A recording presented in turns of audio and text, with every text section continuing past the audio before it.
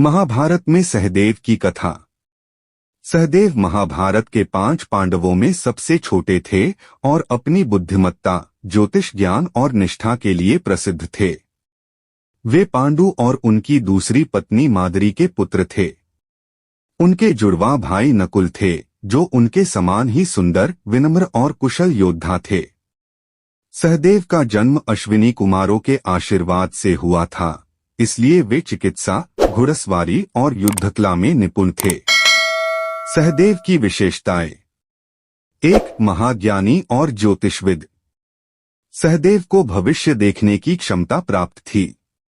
कहा जाता है कि जब पांडु का देहांत हुआ, तब सहदेव ने पूरे महाभारत की भविष्यवाणी कर दी थी। वे जानते थे कि महाभारत युद्ध होगा, कौन जीतेगा और कौन हारेगा, लेकिन उन्होंने प्रतिज्ञा की थी कि जब तक कोई उनसे स्वयं नहीं पूछेगा, वे स्वयं किसी को कुछ नहीं बताएंगे। 2. मर्यादा और निष्ठा। सहदेव अपने भाइयों के प्रति पूर्ण रूप से समर्पित थे और धर्म के मार्ग पर चलते थे। वे अत्यंत शांत और धैर्यवान थे। 3. अद्भुत योद्धा। सहदेव तलवारबाजी और युद्धकला में निपुण थे। वे एक महान रणनीतिकार भी थे, जो युद्ध में पांडवों के लिए बहुत उपयोगी सिद्ध हुए। महाभारत में सहदेव की भूमिका। 1. द्रौपदी स्वयंवर में सहदेव। जब द्रौपदी का स्वयंवर हुआ, तब सहदेव भी अपने भाइयों के साथ वहां गए थे।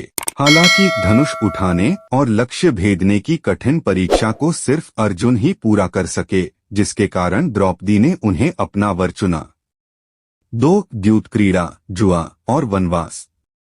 जब शकुनी ने छल से पांडवों को जुए में हराकर वनवास पर भेज दिया, तब सहदेव ने अपने भाइयों का साथ दिया और पूरे वनवास काल में धैर्य बनाए रखा।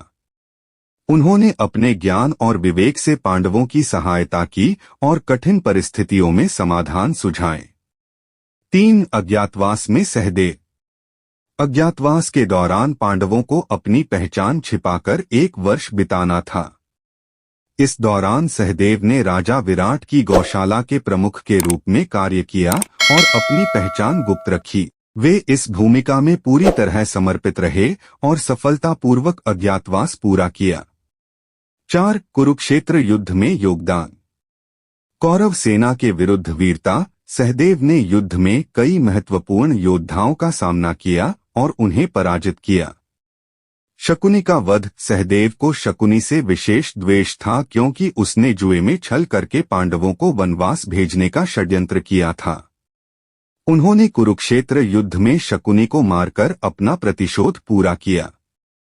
रणनीति निर्माण। सहदेव ने युद्ध के दौरान कई रणनीतियां बनाईं, जो पांडवों की विजय में सहायक रहीं। युद्ध के बाद सहदेव। महाभारत युद्ध के बाद जब युधिष्ठिर राजा बने, तब सहदेव ने राज्य के प्रशासन में उनका समर्थन किया।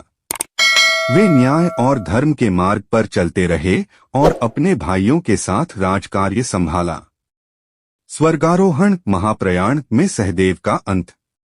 जब पांडवों ने अपना राजपाट छोड़कर स्वर्गारोहण के लिए हिमालय की यात्रा शुरू की, तो सहदेव सबसे पहले गिर गए।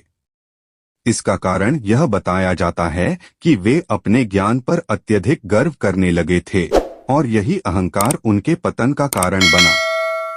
हालांकि उनकी सत्यनिष्ठा, बुद्धिमत्ता और वीरता के लिए वे सदैव याद किए जाते हैं।